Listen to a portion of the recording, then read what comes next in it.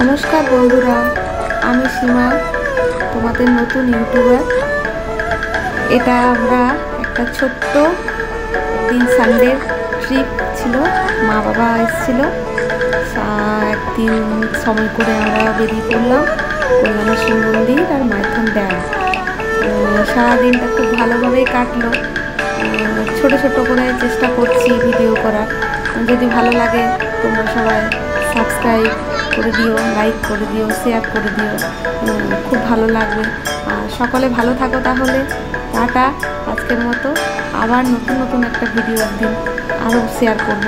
যদি তোমাদের ভালো লাগে, তোমরা সাপোর্ট পাই, তাহলে সত্যি আরও নতুন নতুন আমরা ভিডিও